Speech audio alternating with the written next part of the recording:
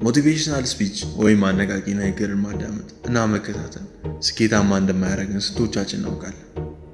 በዚህ 3 ምክንያቶች አነቃቂ ንግግሮችን መከታተል ልታቆሙ ይገባል። አንደኛ፣ አነቃቂ ንግግር በማነቃቃት ያስጀምራል እንጂ አያስጨርስም። ብዙሃን ይጀምሩና የሆነ ሰዓት ላይ ይቆማሉ። ካቆሙበት ለመነሳት የዛን ያህል የሚያነቃቃ ነገር በመጠበቅ የጀመሩትን አያሳኩ። ሁለተኛ፣ አነቃቂ ንግግር ጊዜያዊ ነው። አነቃቂ ንግግር ስታዳምጡ ምናልባት ለሰዓታት ወይም ለቀናት ተነቃቅታችሁ ልትቆዩ ትችላላችሁ። ነገር ግን ከዛ ሞመንት በኋላ ወደ ነበራችሁበት ስንፍና ትመለሳላችሁ። ሶስተኛ፣ አነቃቂ ንግግር ስኬታማ እንደሆነን ያሳምነናል እንጂ ስኬታማ አያደርገንም። አንዴ ላብራራላችሁ። አብዛኞቹ ሞቲቬሽናል ስፒከሮች ሲያወሩ ከሰማችሁ ትችላለህ፣ ማሳካት ትችላለህ፣ ማሳካት የማትችለው ምንም ነገር የለም፣ ታሳካዋለህ ብለው ነው የሚናገሩት። አነቃቂ ንግግርን የሚያዳምጡ ሰዎች ተነቃቅተው ከዚህ በፊት ያላደረጉትን ነገር ይሞክራሉ እና በከባዱ ይወድቃሉ። አንዳንድ ጊዜም በጣም ብዙ አነቃቂ ንግግሮችን ስናዳምጥ ሁሉንም ነገር አሳክተን የጨረስን ይመስለናል። ምክንያቱም እንዳሳካ ነውና እንደቻለው ስለሚነግሩ። ወደ እውነታው እንንቃ፣ አይናችንን እንግለጥ። አነቃቂ ንግግር አያስፈልገንም። ስኬታማ የሚያደርገን ዲሲፕሊን ነው። እስኪ የዲሲፕሊንና የሞቲቬሽናል ስፒች ልዩነቱን እንመልከት። ይህን ዲያግራም ተመልከቱ። አነቃቂ ንግግርን ተመልክተን ስራችንን ስንጀምር ልክ እንደ ግራፉ ጉልበታችን ያሻቅብና ከዚያ በኋላ ወደ ነበረበት ወደ ዜሮ ይመለሳል። ዲሲፕሊን ስንሆን ግን ልክ እንደ ግራፉ ጉልበታችን ሳይሞት እየጨመረ እስከ መጨረሻው ይጓዛል። ለዚህም ነው ሞቲቬት የሆኑ ሰዎች ጊዜያዊ ናቸው የሚባሉት። ጊዜያዊና ጀማሪዎች እንጂ አስፈጻሚዎች አይደሉም።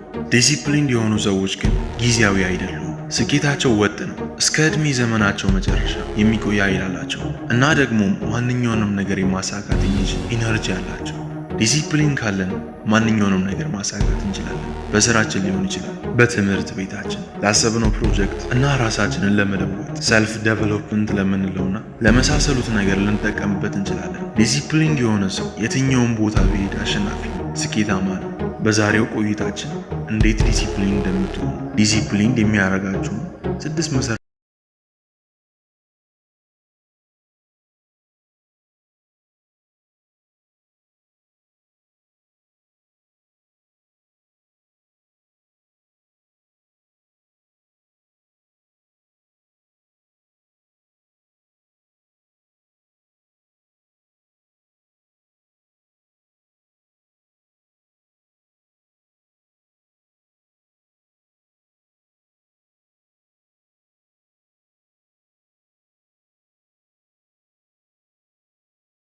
ጀነሬተሩን አስተውሉ እስኪ።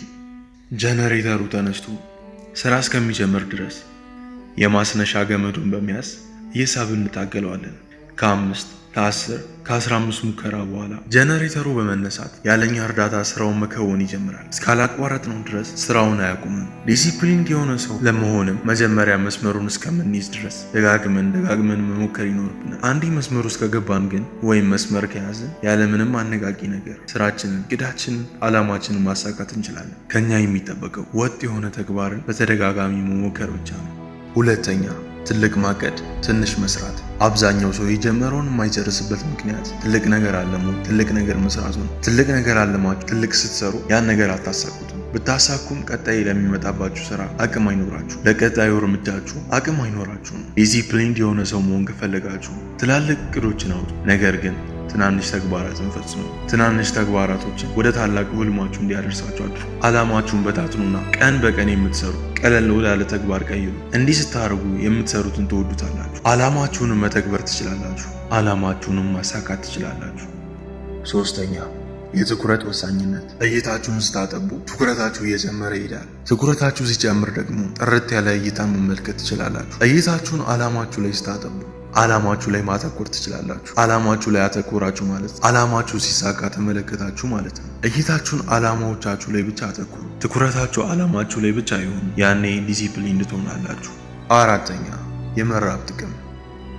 እስኪ የሚጾሙ ሰዎችን ተመልከቱ እና ደግሞ ጠግቦ የሚያድርን ሰው ተመልከቱ። የቱ ዲሲፕሊን ይመስላችኋል? የትኛውስ በስራ ውጤታማ ይመስላችኋል? አሁን የሚጾሙ ሰው ጠግቦ ከሚያድረው ሰው በላይ ውጤታማ ነው። የሚጾሙ ሰዎች አይምሯቸው ጠንካራ ነው። ብዙ ስራዎችን ማከናወን ይችላሉ። ንስርን ለአንድ ሀብታ ተመልክቷት። ከተራበች ብዙ ሺህ ኪሎ ሜትሮችን ልትጓዝ ትችላለች ታዳኟን ለማግኘት። እናንተም ሆዳችሁን ጎደል በማድረግ ዓላማችሁን ለማሳካት ተሯሯጡ። መራብን ተለማመዱ። የሚበላውን ነገር ብቻ ሳይሆን ዓላማ እቅዳችሁን ተራ እንደ ንስሯ ብዙ ርቀትን መጓዝ ትችላላችሁ። መርሳት የሌለባችሁ አንድ ነገር ቢኖር የሚጾም ሰው ዲሲፕሊን ነው። አምስተኛ የማይወስዳችሁን አቅጣጫ አትከተሉ። ዲሲፕሊን እንዳትሆኑና ዓላማችሁ እንዳታሳኩ የሚያደርጓችሁ መንገድ አትከተሉ። አንስታይን እንዲህ ይላል፣ ተመሳሳይ ነገርን ደጋግሞ በማድረግ የተለየ ለውጥን ማድረግ ይቻላልን ብሎ ተናግሮ ነበር። የማይለውጡንን ለምሳሌ ሱስ፣ ስልክንም ጨምሮ ተመሳሳይ የማያዋጡ ልማዶችን በማድረግ የተለየ ነገር መጠበቅ የለብንም። ዓላማችን እንዳናሳካ የሚያደርገን ነገር ካለ ከህይወታችን ቆርጠን እንጣሉ፣ ኢቨን የሚያሳምመንም ቢሆን። ስድስተኛ እስከ ዛሬ ድረስ አነቃቂ ነገር ፈልጋችሁ ተነቃቅታችሁ መስራትን ትፈልጉ የለ? እኔ ዛሬ ልንገራችሁ። አሁን የምነግራችሁ እንደ ሌሎቹ አነቃቂ ተናጋሪዎች፣ ሞቲቬሽናል ስፒከሮች አሁን ተነቃቅታችሁ ነገ የምትረሱትን አይነት አነቃቂ ንግግርን አይደለም። እኔ የምነግራችሁ እድሜ ዘመናችሁን ተነቃቅታችሁ ስራችሁን በተነቃቃ መንፈስ የምትከውንበትን አነቃቂ ነገርን ነው። እሱም ሞት ይባላል። እንደምትሞቱ ስታስታውሱ መኖር እንዳለባችሁ ትረዳላችሁ። መሞት እንዳለ ስታውቁ ነገን ትታችሁ ዛሬ መስራት ትጀምራላችሁ። ይህን ኃይል ተጠቀሙ። የመጨረሻ እርምጃችሁ እንደሆነች አድርጋችሁ አስቡ። ሞቲቬትድ ትሆናላችሁ። አይናችሁን ጨፍኑ እና እኔ የምለውን ነገር በማለት ተከተሉ። እኔ አሁን ባለሁበት ደረጃ ላይ ሆኜ መሞትን አልፈልግም። ከሞትኩ አይቀር በስኬቶች የተከብቤ እንጂ ከዓላማዬ ጋር መቀበርን አልፈልግም። ድገሙት። እኔ እንደዚህ ሆኜ መሞት አልፈልግም። እኔ አሁን ባለሁበት ደረጃ ላይ ሆኜ መሞትን አልፈልግም። ከሞትኩ አይቀር በስኬቶች የተከብቤ እንጂ ከዓላማዬ ጋር መቀበርን አልፈልግም። ምን ትጠብቃላችሁ ታዲያ? እስካሁን ከኔ ጋር ናችሁ? ሰብስክራይብ አድርጋችሁ ወደ ስራችሁ